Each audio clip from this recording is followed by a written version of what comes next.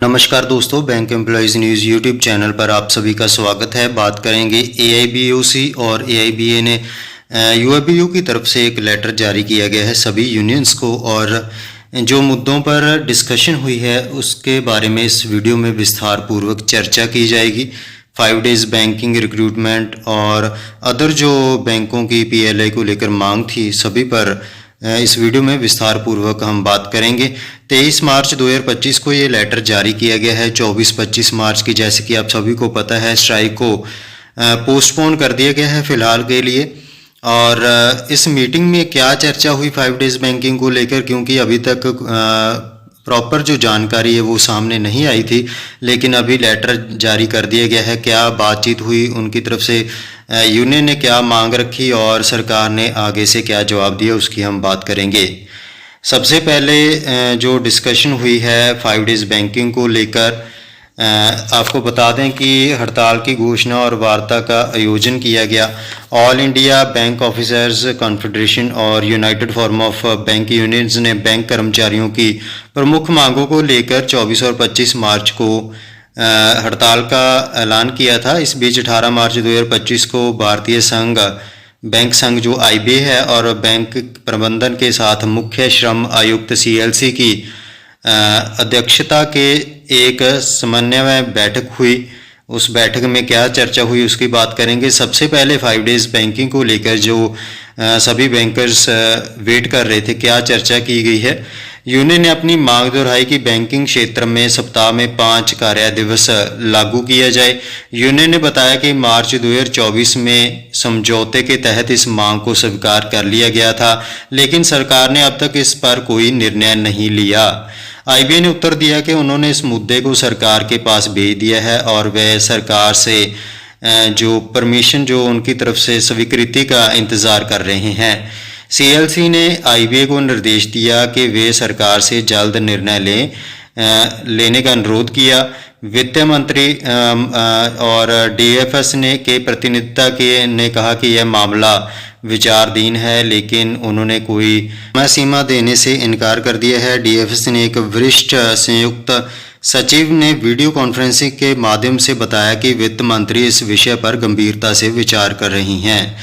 Union ने इस देरी पर असंतोष व्यक्त किया है और सरकार से शीघ्र निर्णय की मांग की है। फाइनेंस मिनिस्ट्री इस पर विचार कर रही है। 5 डेज़ बैंकिंग को लेकर अभी तक का जो हमें अपडेट मिला है, और ये बैंक यूनियन ने अनुरोध किया है कि जल्द से जल्द निर्णय इस पर लिया जाए। और दूसरा मुद्दा था रिक्रूटमेंट को लेकर। यूनियन ने बताया कि हर वर्ष क्लर्क और सब स्टाफ की संख्या घटती जा रही है, जबकि बैंकिंग कार्यभार तेजी से बढ़ रहा है। उन्होंने कहा कि स्टाफ की कमी के कारण मौजूदा कर्मचारियों पर कार्यभार बहुत ज़्यादा बढ़ रहा है, जिससे वह तय समय में काम पूरा नहीं कर पा रहे हैं।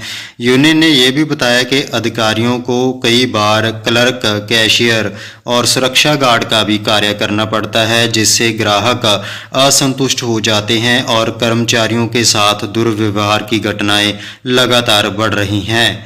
आईबीए ने जवाब दिया है कि वह सदस्य बैंकों के साथ इस मुद्दे पर चर्चा करेंगे और भर्ती प्रक्रिया में सुधार की संभावना तलाशेंगे। यूनियन ने मांग की लंबे समय से अस्थायी कर्मचारियों को नियमित करने की भी यूनियन ने मांग की है। आउटसोर्सिंग और परमानेंट जॉब्स के बारे में भी बातचीत हुई है। यूनियन ने चिंता जताई है कि कई बैंक स्थायी नौकरियों को ठेके पर दे रहे हैं, जिससे कर्मचारियों की सुरक्षा और अधिकारों पर प्रभाव पड़ रहा है। आईबीए ने कहा है कि वह इस मुद्दे पर आरबीआई के दिशा निर्देशों और सुप्रीम कोर्ट के फैसले को ध्यान में रखते हुए चर्चा करने के लिए तैयार हैं। सीएलसी ने दोनों पक्षों को इस मुद्दे पर द्विपक्षीय चर्चा करने की सलाह दी है। परफॉर्मेंस लिंक्ड इंसेंटिव की भी बातचीत इस मीटिंग में हुई है। यूनियन ने कहा है कि वित्त मंत्रालय द्वारा स्केल 4 और उससे ऊपर के अधिकारियों के लिए जारी नई पीएलआई गाइडलाइंस का जल्द से जल्द द्विपक्षीय समझौते का उल्लंघन है।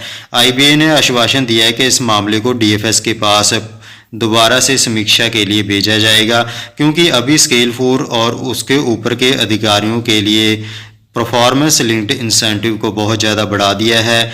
अगर ज़्यादा परफॉर्मेंस लिंक्ड इंसेंटिव उनको मिलेगा और नीचे वाले जो कर्मचारी हैं, अधिकारी हैं, उनको कम मिलेगा तो वर्कलोड ज़्यादा आएगा और प्रेशर ज़्यादा नीचे क्रिएट होगा। अगला जो पॉइंट था 55, 57 और 58 वर्ष की उम्र पर कर्मचारियों की समीक्षा। यूनियन ने एक बड़ा कड़ा विरोध दर्ज करवाया कि मंत्रालय ने बैंकों के 55, 57 और 58 वर्ष की आयु के कर्मचारियों के प्रदर्शन की मासिक समीक्षा करने का भी निर्देश दिया है। डीएफएस ने स्पष्ट किया है कि यह एक सामान्य प्रशासनीय प्रक्रिया है और इसका उद्देश्य किसी को डराना नहीं है। यूनियन ने सरकार से इस निर्देश को वापस लेने की मांग की है, क्योंकि सभी की जो एज सीमा हमने बताई है उसके लेकर बैंकों में क्या रूल लागू किया है कि इनकी परफॉर्मेंस को रिव्यू किया जाए और इनकी एफिशिएंसी देखी जाए। अगर अच्छा काम करते हैं तो ठीक है, नहीं तो एक्शन जो है 55 साल की आयु के बाद लिया जा सकता है। अगला जो पॉइंट था safety of bank employees and officers. Union ने बताया कि ग्राहकों और बाहरी तत्वों द्वारा बैंक कर्मचारियों पर हमले बढ़ रहे हैं। आईबीए ने सहमति जताई है और बताया है कि वे सुरक्षा उपायों को बढ़ाने के लिए बैंकों के साथ चर्चा कर रहे हैं। यूनियन ने मांग की है कि बैंक शाखाओं में स्थायी सशस्त्र गार्ड तैनात किए जाएं। नेक्स्ट पॉइंट था filling up of workman officer directors in PSPs. Union ने शिकायत की है कि पिछले 10 वर्षों से इन पदों पर कोई भी भर्ती नहीं की गई है। डीएफएस ने बताया कि 14 नामों को कैबिनेट की नियुक्ति समिति के जो है पास भेजा गया है और शेष मामलों पर विचार किया जा रहा है।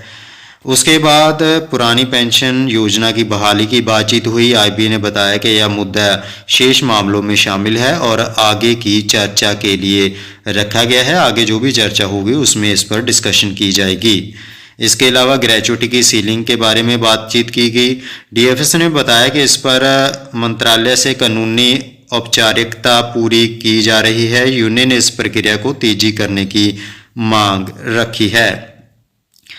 इस बैठक में बैंक कर्मचारियों की लगभग सभी प्रमुख मांगों पर चर्चा हुई। सरकार और आईबीए ने आश्वासन दिया है कि वे इन मुद्दों को हल करने के लिए कदम उठाएंगे।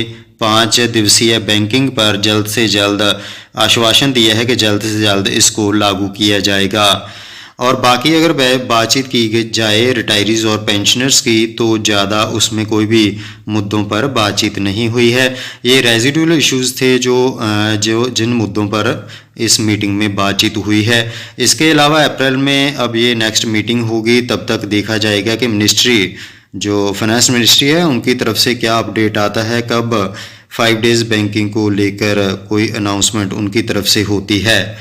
तो फिलहाल के लिए तो यही था हमारा आज का अपडेट। जानकारी अच्छी लगी हो तो वीडियो को लाइक, शेयर और चैनल को सब्सक्राइब कर लें। सभी बैंकर्स के पास इस वीडियो को ज़रूर पहुंचा दें ताकि सभी को पता चले कि इस मीटिंग में यूनियंस के द्वारा कौन से मुद्दों को रखा गया और आगे से क्या आश्वासन मिला है, कौन से मुद्दों पर क्या चर्चा हुई है, क्या अपडेट इस मीटिंग का निकला है।